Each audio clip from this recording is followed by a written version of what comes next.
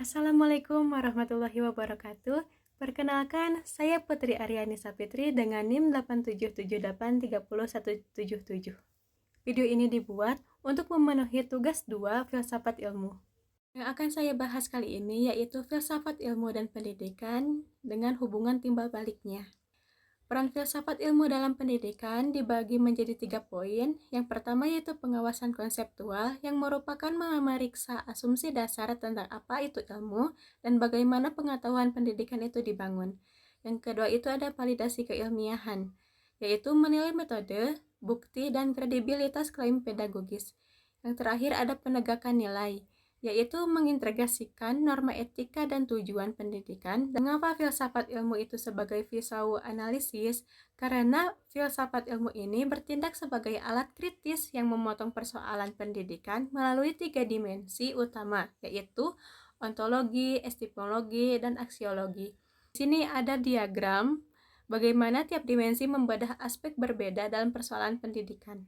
Yang pertama itu ada ontologi. Apa yang ada dalam pendidikan?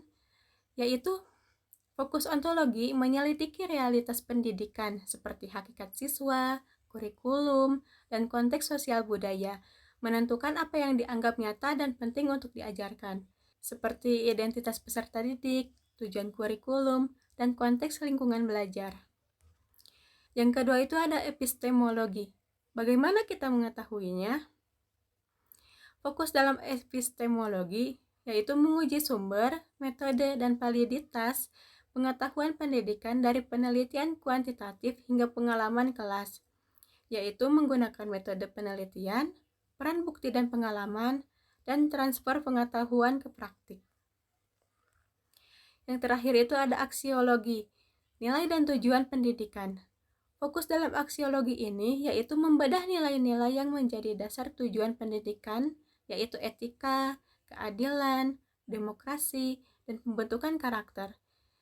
Prioritas nilai dalam kurikulum, pengambilan keputusan kebijakan, evaluasi etis praktik pengajaran. Di sini ada penerapannya dalam kebijakan pendidikan, yaitu kurikulum berbasis nilai. Formulasi kurikulum yang memasukkan kompetensi etika dan sosial hasil refleksi aksiologi. Yang kedua itu ada standar penelitian. Penggunaan standar epistemologi untuk menilai kebijakan berbasis bukti.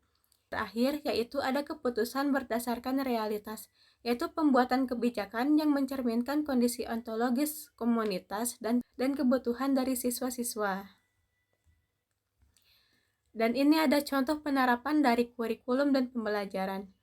Desain dari kurikulum, integrasi tujuan ontologis dan aksiologis dalam kompetensi pembelajaran. Yang kedua ada metode pengajaran, pemilihan metode berdasarkan bukti epistemologi dan konteks siswa. Yang terakhir ada penilaian, evaluasi yang valid, adil, dan bermakna mengukur pengetahuan dan nilai. Di sini ada bagaimana pendidikan memperkaya filsafat ilmu, data lapangan. Praktik pendidikan menyediakan bukti empiris yang memperkaya kajian epistemologi.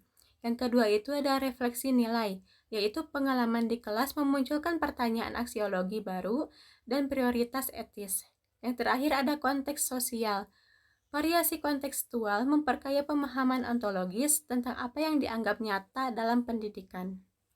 Jadi kesimpulannya, filsafat ilmu merupakan alat kritis.